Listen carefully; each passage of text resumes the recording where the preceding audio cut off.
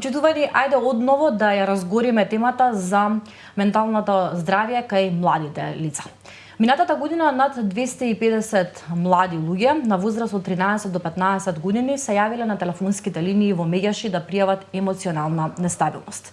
Воедно, самоубиството е трета водачка причина за смрт кај лицата на возраст од 15 до 29 години во светот, вели Институтот за јавно здравје. За самоубиства не се известува, но самоубиства на млади лица се случуваат и овде кај нас. Јавноста и знае за голем број од такви случаи. Врсничкото насилство дополнително е во експанзија и неретко се случува всушност да биде причинско-последична врска со едно самоубиство, токму врсничкото насилство. За ова не треба да се молчи. И дополнително на сето тоа, овие нови трендови, овие опасни трендови и предизвици кои што се јавуваат на социјалните мрежи се еден дополнителен зачин. Ке им посакам добри дојде на моите драги гостинки, две прекрасни дами, доктор Васка Митова, специјалист психијатар на Универзитетската клиника на психијатрија, и професорката по македонски јазик Татјана Алексик. Ви благодарам што сте заедно со нас во Слободен печат. Благодарам за поканата. Ке зборуваме заеднички за оваа тема. Заедничко помеѓу вас е тоа што имате поврзано со училиштето Корчаги. Вие таму сте вработена, вие таму имате завршено. Тоа е една заедничка тема помеѓу вас. Ајде, доктор Митова, да почнеме со тоа кои се основните причини за тоа што лошите појави стануваат некој тренд помеѓу младите. Кои се главни причини за тоа? Па би рекла дека како што кажуваме мултифакториелно е веројатно, појавата на промени на менталното здравје, особено кај млади.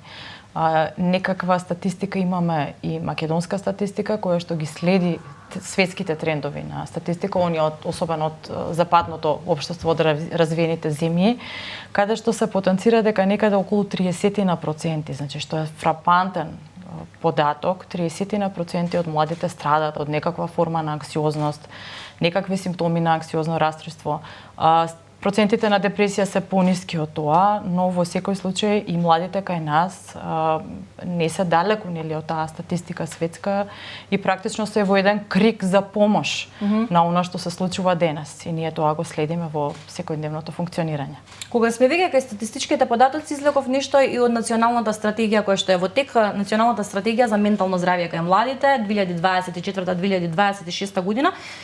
Загрижувачки податоци. Докторке, 64% се депресивни од младите луѓе, 56% имаат суицидни мисли, 66% не се обратиле кај училишен психолог никогаш, 70% не можат да се дозволат посета на психолог приватно, значи за психотерапија, а тоа покажува дека оваа анкета младите всушност не знаат дека можат да се обратат во државните институции.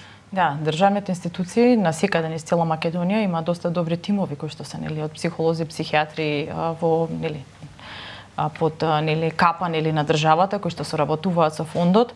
Не знам колку се доволни, психијатри секако дека има, и гледаме дека има еден зголемен интерес за специјализација психијатрија и веќе се тие доста добро, да речеме, екипирани. Не сум сигурна каква е моменталната состојба во сите населени места, но секако дека постојат солидни тимови едуцирани за севкупна помош. Од друг аспект, тука се и оние сега се одвојува специјалноста психијатрија со она што е на детска и адолесцентна психијатрија, која што треба се уште да се гради, значи во однос на работењето со деца, се има посебна деца и млади, има посебна специјалности, посебни фини, да речеме, практики за она што го работат колегите кои што работат со деца и млади. На 10 септември за мене се одбележуваше Светскиот ден за превенција од самоубиства, а ни предстои 10 октомври, Светски ден за заштита на менталното здравје. Како се одбележуваат овие денови кај нас? Се превзема ли нешто, докторке, за тоа да се прават некакви настани, да се доближи тоа и да се работи, да барем тие денови некако да се доближува оваа тема и да се едуцира населението? Не сум сигурна што се спрема за оваа година, но верувам дека нешто ќе спремиме.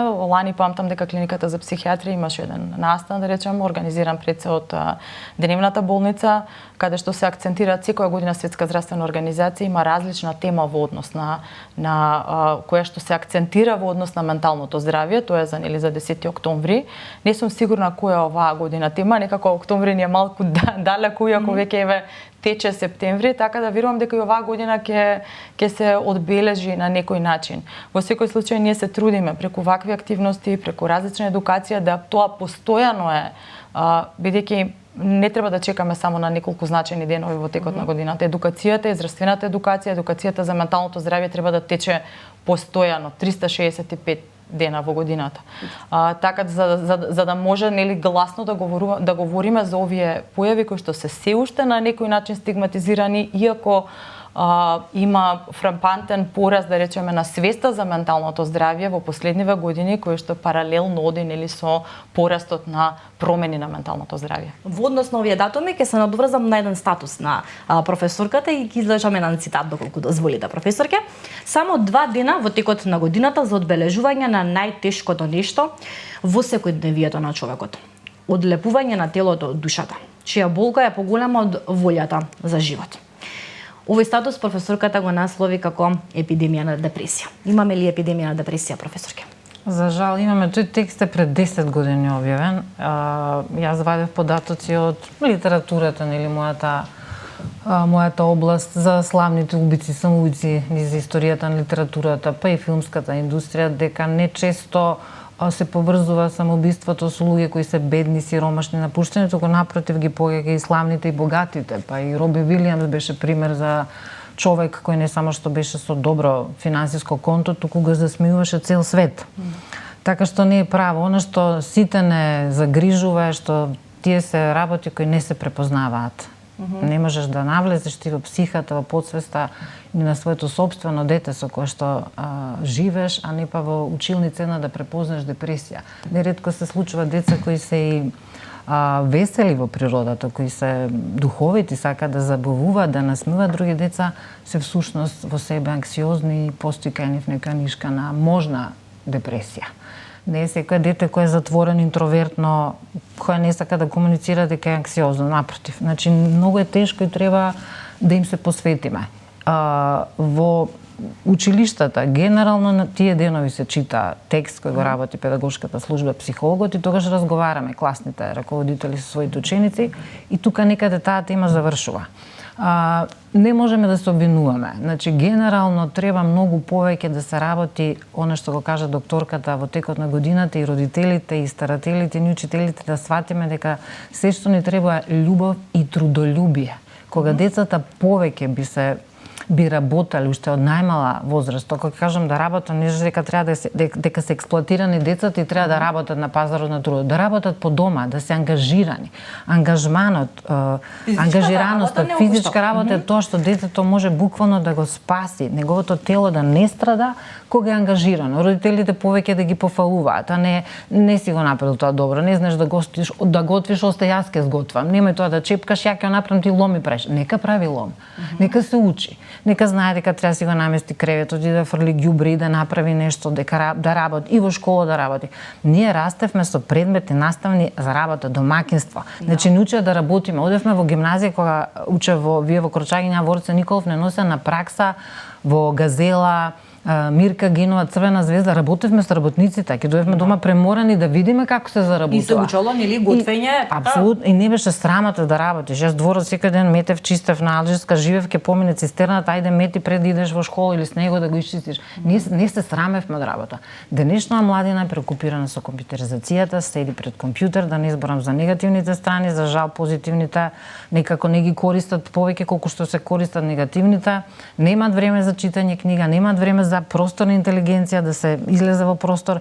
Сето тоа го направи ова што го спомна докторка, дека процентално одиме во нагорна линија во депресија и лошо ментално здравје, лоша ментална кондиција, да не изборувам за оние слики, фотографии, вештачка интелигенција, каде што се става култ на телото, на физичкиот изглед, а не на работата која некој ја сработил.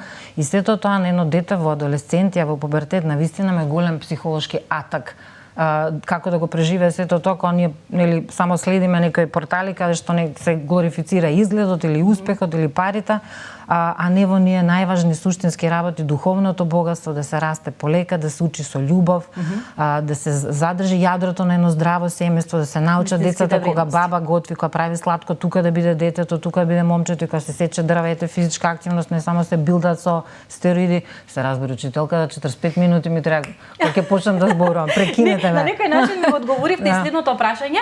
Вие сте имале прилика пред вас да поминат неколку генерации. И милениумци, и генерација Z, и генерација Алфа, сега тие кои што се ученици. Па можете да направите таа паралела и на некој начин ја направивте таа паралела, ако ве прашам дали менталното здравје е различно на генерација во генерација и има ли некоја разлика во однесувањето на децата?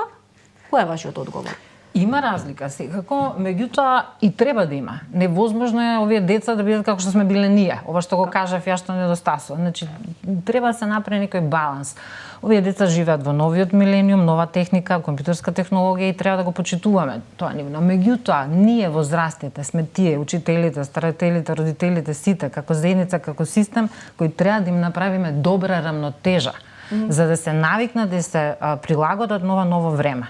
Значи, тука е моментот на вистината. Ние возрастните и системот треба да се згрижи овие наши деца да не се врзат за компјутерите по секоја цена и да немаат време и можност за нешто друго надвор од екраните и од собата, од просторијата. Значи, децата повеќе треба надвор, да се валкаат, кои ќе дојдат дома да бидат скинати, спраталавени, значи повеќе да се во простор. Видовме сами што значи 3 години имавме онлайн настава и тука се случи како бумеранг ефект, многу анксиозности кај децата. Значи сите сме сведоци дека тоа не е добро, дека детето треба да се игра во простор.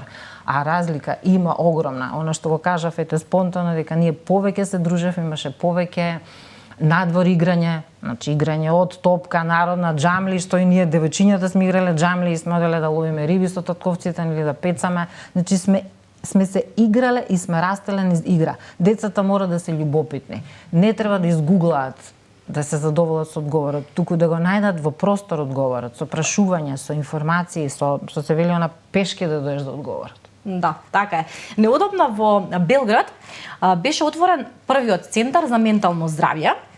Ова се случува и се покрена темата за дискусија на менталното здравје по страшниот немил настан, трагедијата која што им се случи во училиштето во Белград.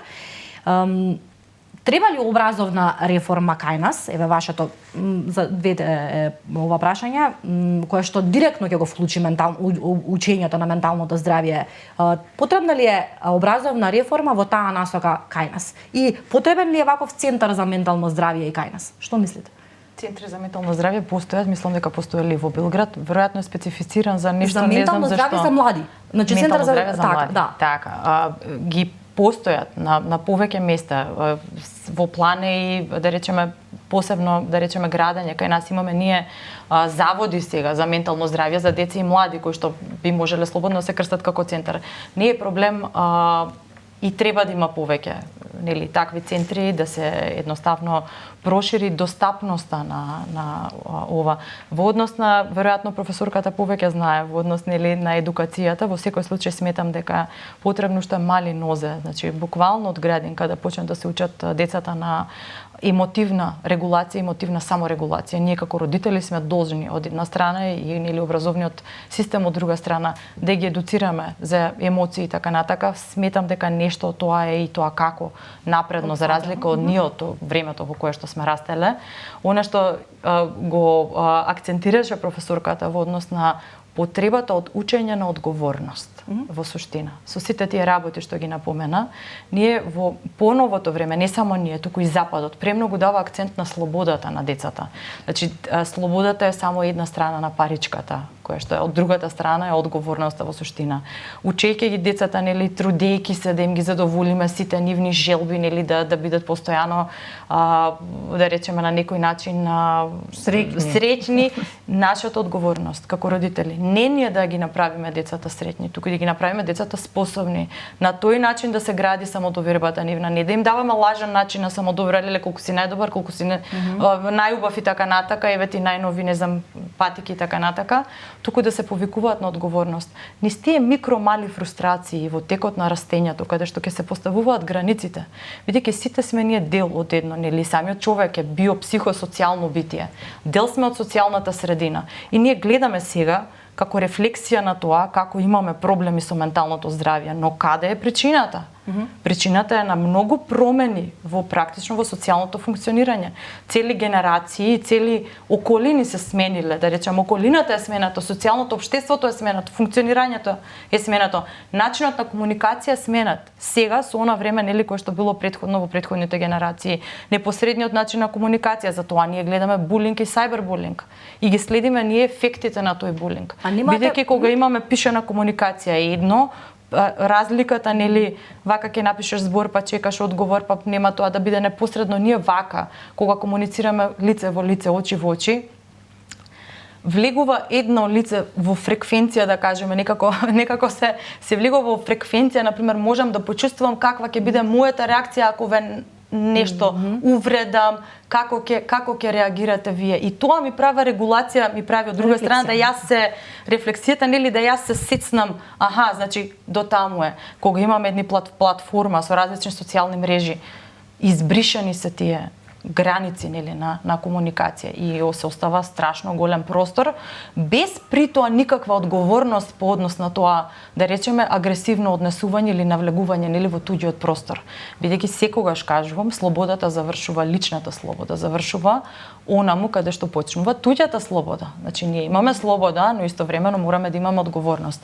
И сега кога постои вака проблем со казнивоста на системот, односно малку, веројатно, нели, или пропусливоста на системот, да практично ние немаме некакви последици во однос на тоа однесување, односно, нели, јавниот простор е тука слободен и се губат тие граници кога никој никогаш не е казнат за некакво агресивно однесување на тие социјални мрежи, ги гледаме овие последици сега со, нели, сајбербулинг, па и тој сајбербулинг преминува во булинг, нели, во врсничко насилство и во училиштата. Така да многу по димензионална, мултидимензионална е самата природа на овие промени што се случуваат, но во секој случај не треба да ги затвориме очите, туку треба да ги бараме нишките за да можеме на некој начин да работиме на севкупно здравје на децата, вклучува и ментално и физичко. Колку учениците во средно зборуваат и се отвораат кога имаат некаков проблем, дали знаат да тропнат на врата кај психолог? Што вели вашето искуство? Зборуваат ли? Или еве кога отворате ваква тема, дали сакаат да зборуваат? Како ја прифаќаат темата за менталното здравје? Сакаат да зборуваат кога се отвори тема за нешто што е надвор од училишните наставни програми и разговорни се, меѓутоа да тропнат на врата и кажат многу ретко. Затоа што се уште владеат оние предрасуди, ако побараш помош, нели, од психолог, психотерапевт, нешто не е во ред со тебе. Значи ние сме жртвени на таква флоскула и генерално и многу родители да почувствуваат дека нешто не е во ред, нема да се обрата. Ние треба да имаме секој семејство треба да имаме свој личен психотерапевт, како што имаме стоматолог, како што имаме други доктори, исто така треба да се има и тоа е културата за едно здраво семејство. Најсигурен лек за сите болести е превенција. Превентивно, еве и порака до родителите, треба да се расте она, пак ќе кажам, не сум нешто носталгична и себична, кажам дека во наше време беше подобро. Меѓутоа да се расте со децата, да се бдее над нив не како тутор, туку како невелив родител кој на децата им чита приказни, зборува, разговара со нив, ги прашува. Тоа што ги прашува не значи дека родителот сака се да знае. Детето не мора секогаш се да одговори, меѓутоа треба да има еден разговор. Повеќе да читаат книги, лекот е во книгите. Од компјутерите да се одлепат, колку повеќе да може да бидат во природа. Ете превенцијата. На децата им треба љубов. Нивниот јазичен фонд е коса да ви се исправи. Тоа е страшно нешто како вокабулари користат. Пак кога ќе споредам во наше време можеме да кажа некој дебел си вошле смрдле со ние пежоративи. Сега е страшно со какви изразни единици се користат. Тој збор убива. Убиство.